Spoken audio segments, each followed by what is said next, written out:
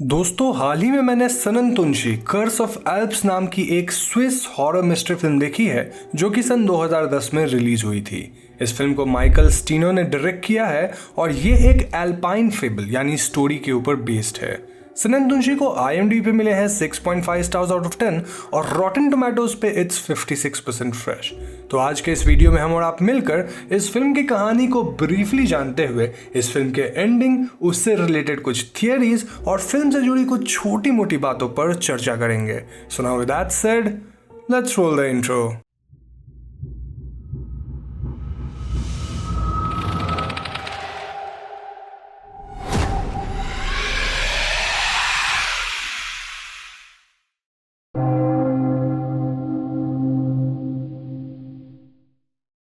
अब दोस्तों इस फिल्म की कहानी लीनियर नहीं है, यानी कि इस फिल्म में काफ़ी फ्लैशबैक्स हैं और तो और फ्लैशबैक्स के बीच और भी फ्लैशबैक्स हैं। तो इसीलिए मैं आपको कहानी एक लीनियर तरीके से एक्सप्लेन कर दूंगा ताकि आपको कोई कंफ्यूजन ना हो।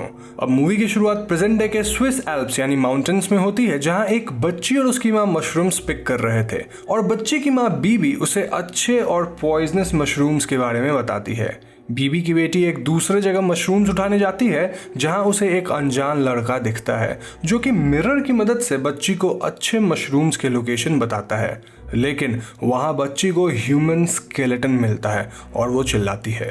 फिर वहां पुलिस आती है और वो उस एरिया में मिले ह्यूमन स्केलेटन को इन्वेस्टिगेट करते हैं। उस बच्ची से भी पूछताछ की जाती है और वो उस अनजान लड़के के बारे में बताती है। पुलिस उसे कुछ मिसिंग लोगों के पिक्चर्स दिखाती है और वो बच्ची एक फोटो को देखकर कहती है कि वो अनजान लड़का ये था। लेकिन दोस्तों वो तस्वीर 1975 यानी 1975 में खींची गई थी जब वो लड़का गायब हुआ था और उसका नाम एल्बर्ट था।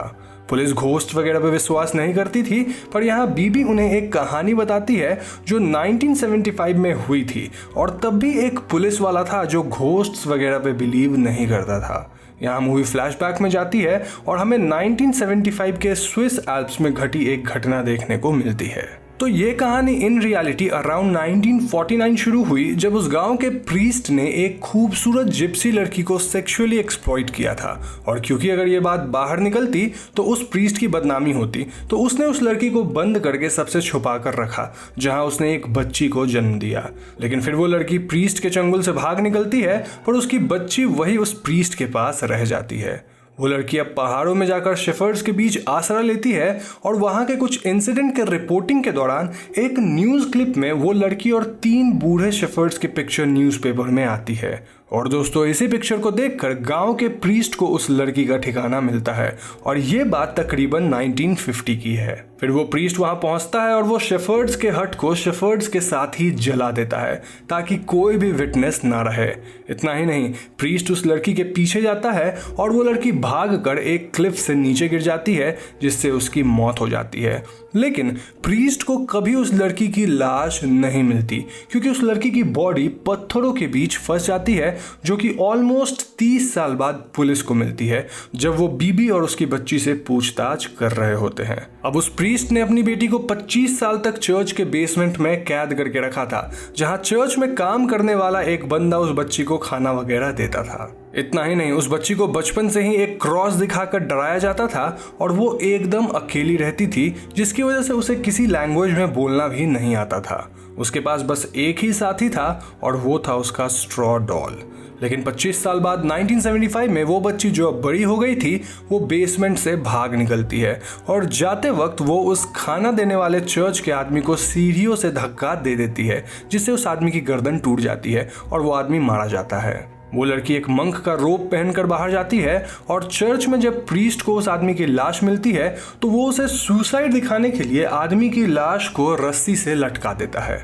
अब वो लड़की प्रीस्ट से भागने के लिए पहाड़ों में जा पहुंचती है जहां गांव का एक बंदा टॉन्स उसे देख लेता है। टॉन्स को देखकर वो लड़की भाग जाती है और वो एरविन नाम के एक शेफर्ड के केविन के पास जाती है जहां एरविन का नेफ्यू एल्बर्ट भी रहता था जो बोल नहीं सकता था। और दोस्तों ये वही एल्बर्ट है जिसका घोस्ट बीबी की बेटी ने मूवी के बिगिनिंग में देखा था।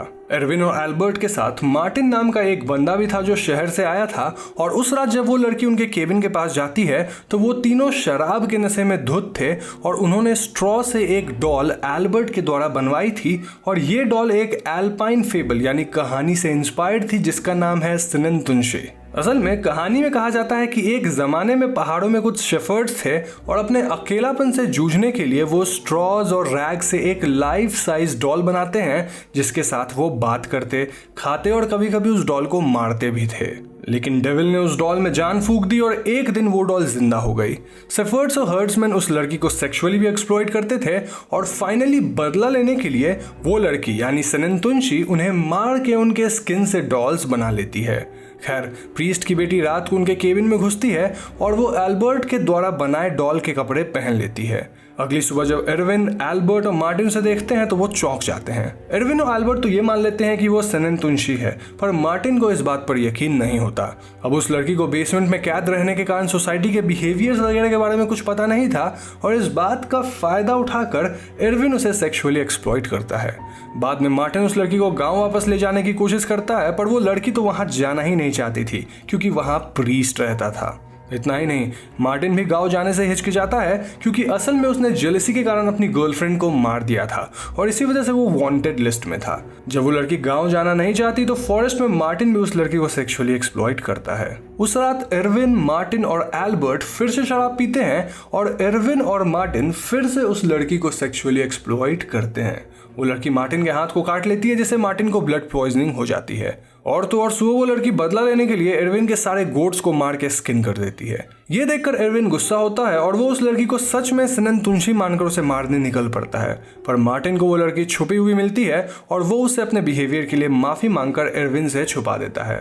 पर उस शेड में एल्बर्ट आ जाता है और वो लड़की घबराकर एल्बर्ट को एरविन समझकर सर पे मार देती है जिससे एल्बर्ट बेहोश हो जाता है। जब एरविन को लड़की दिखती है तो वो शेड में आग लगा देता है, पर वो लड़की बच निकलती है। लेकिन एल्बर्ट जो बेहोश था वो जिंदा जल जाता है और वहीं पे मारा जाता है। लेकिन दोस्तों, मरने से पहले एल्बर्ट फाइनली बोलता है और वो एरविन को फादर पुकारता है। यहाँ रिवील होता है कि एल्बर्ट के बचपन में इन 1964 जब वो कुछ 7 या 8 साल का था तो वो बात कर सकता था, पर अब लॉन्च में उसके पेरेंट्स मारे गए और तब से वो एरविन के साथ रहता था।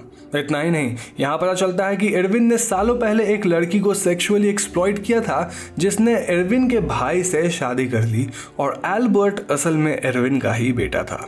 अब एल्बर्ट को खोकर एरविन और भी गुस्से में था और वो उस लड़की को पाकर उसे एक चेयर से मारकर बेहोश कर देता है।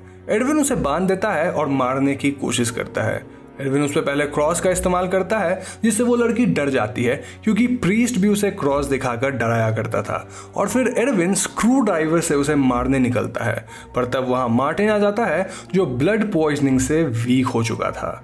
मार्टिन एरविन को शूट करने की धमकी देता है और कहता है कि उसके प्रेजेंस में फिर कोई लड़की मारी नहीं जाएगी। एरविन ना चाहते हुए भी लड़की को खोल देता है, पर वो लड़की आज़ाद होने के बाद एरविन को पीछे से स्टैब करके मार देती है। मार्टिन शॉक हो जाता है और लड़की को मारने की सोचता है, पर वो ऐसा नहीं कर पाता। तो इसके बाद मार्टिन रेस्ट करने चला जाता है और इसी बीच वो लड़की समझ पाती है कि लोग मरने के बाद वापस नहीं आते और वो एरविन और एल्बर्ट की लाश को खाना खिलाने की कोशिश करती है। जब लाशें मूव नहीं करती तो वो लड़की उन्हें स्किन करके उनके स्किन और स्ट्रॉ से डॉल्स बना देती है क्योंकि बचपन से ही उसका डॉल ही उसका कंपेनियन था। मार्टिन ये सब देखता तो है पर इन्हें हैलुसिनेशन समझकर इग्नोर कर देता है और वो उस लड़की को गांव में जाकर पेनिसिलिन लाने के लिए कहता है। वो लड़की विलेज जाने के लिए तैयार होती है और डॉल के कपड़े निकालकर एक ब्लैंकेट ओढ़ लेती है। वो लड़की गांव में जाती है और अब तक उसे प्रीस्ट से भागे हुए अबाउट 3 दिन हो चुके थे। वो झाड़ियों में छुपती है और वो गांव के पुलिस ऑफिसर रियूथ्स को प्रीस्ट के आदमी के कब्र पर वुडन क्रॉस हैमर करते हुए देखती है। जी हाँ दोस्तों, तब विलेज में उस आदमी को बरी किया जा रहा था जिसने प्रीस्ट की बेटी को छुपाए रखने में प्रीस्ट की मदद की थी। एनीवेज, शायद उस लड़की को लगता है कि रियूथ्स क्रॉस पर अटैक कर रहा है तो वो उसे ही अपना शुभचिंतक मानती है। वो रियूथ्स के पीछे जाती है और उसके हाथ में एल्बर्ट का बनाया हुआ गोट का एक स्कल्पचर था। वो कमजोरी से वहाँ बेहोश हो जाती है और रियूट्स उसे संभाल कर ले जाता है और तभी वो स्कल्पचर वहाँ गिर जाता है। इसी बीच गांव के एक बार में टॉन्स, जिसने उस लड़की को मंक के रूप में देखा था, इस बारे में गांव के लोगों को बताता है। अब रियूट्स के पास जब उस लड़की को होश आता है तो वो रियूट्स को किस करने की कोशिश करती है क्योंकि उसे रियूट्स पसंद आया था। और इसी दौरान रियूट्स की एक्स गर्लफ्रेंड थेरेस, जो प्रेग्नेंट थी और अब मेयर की वाइफ थी, वो अपने भाई एरविन और नेफ्यू एल्बर्ट के बारे में चिंतित थी। थेरेस रियूट्स को चेक करने कहती है और रियूट्स पहाड़ों के ऊपर एरविन के केबिन के पास जाता है। उसे वहां कोई नहीं मिलता और वो एक नोट छोड़ जाता है। इस पॉइंट पे मार्टिन जिंदा होता है, लेकिन कमजोरी के कारण वो रियूट्स से हेल्प नहीं मांग पाता और हम व्यूअर्स उसी के हाथ को विंडो पे देख पाते हैं।